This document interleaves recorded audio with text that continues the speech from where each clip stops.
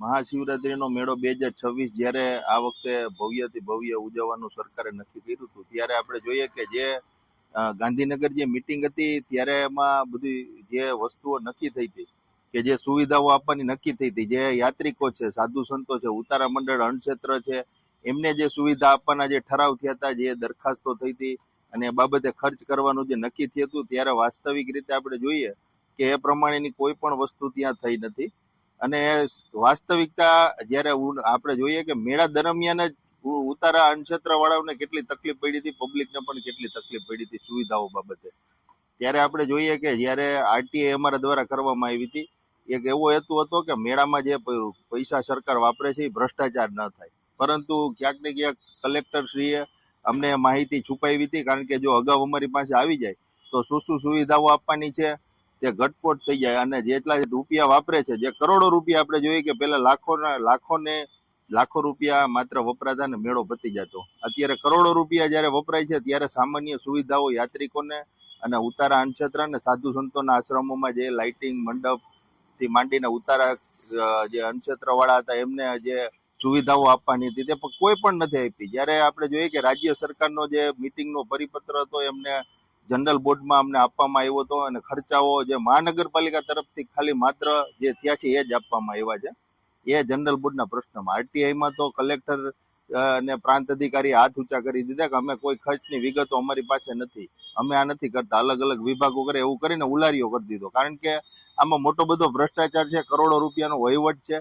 ભારતીય જનતા પાર્ટીના લોકો અને અધિકારીઓ સાથે મળીને આ જે આપણે જોઈએ કે ગિરનાર એક પવિત્ર સ્થળ છે, આમાં ખરેખર ભ્રષ્ટાચાર ના કરવો જોઈએ. આની પહેલા મિની કુંભમાં પણ આપણે જોઈએ કે ભ્રષ્ટાચાર કર્યો હતો, તો આંકડા શા માટે છુપાવો છો ભાઈ?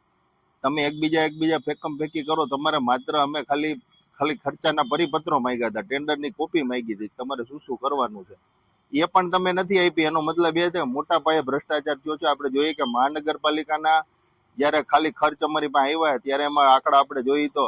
પ્રથમ જ્યારે મહાનગરપાલિકાએ 7 લેટર કલેક્ટરશ્રીને લખ્યા હતા, એમાં પેલો લેટર જે હતો, પેલો ખર્ચ માંગ્યો ત્યારે 3 કરોડ હતો, ત્યારબાદ 4 કરોડ, 5 કરોડ, 6 કરોડ, 9 કરોડ ને 7 કરોડ, આવી રીતના આપણે જોઈએ કે અધધ આંકડાઓ આવ્યા હતા. જ્યારે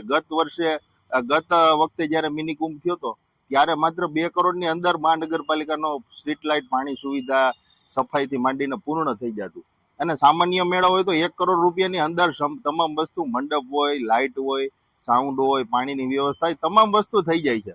ત્યારે આપણે એક વાસ્તવિક રીતે જોઈએ કે આવડો બધો મેળો હોય તો 3 ગણું થાય, તો 3 કરોડ થાય, એને બદલે 9, 7 કરોડ રૂપિયા જ્યારે આપણે જોઈએ કે માત્ર જાહેરાતો, બેનરો, હોર્ડિંગ્સો અને એવી સુવિધાઓમાં લગાડી દીધા છે, જે પોતાની જાહેરાતો માટે, સરકારની જાહેરાતો માટે, પબ્લિકને, યાત્રિકો માટે કે સાધુ સંતો અને ઉતારાવાળાઓ માટે 1 પણ રૂપિયો વાપરવામાં નથી આવ્યો. આપણે એ વાસ્તવિકતા છે. ગમે તે અન્નક્ષેત્ર ઉતારાવાળાને પૂછો તો પણ જાણ થશે. એમને ઉલટાના માલ પણ નહોતા લઈ જવા દેતા.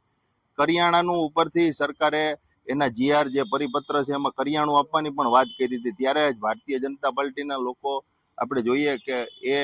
આ મેળાને એક ભ્રષ્ટાચારનો અડ્ડો બનાવી દે અધિકારીને. અને ખરેખર આવા જે આંકડા છે એ તો જાહેર કરો જો તમે સાચા હોય તો. હજી પવિત્ર યાત્રાધામ બોર્ડે જે ખર્ચ કર્યો છે અને જિલ્લા વહીવટી તંત્ર ખર્ચ કર્યો એ તો બાકી છે,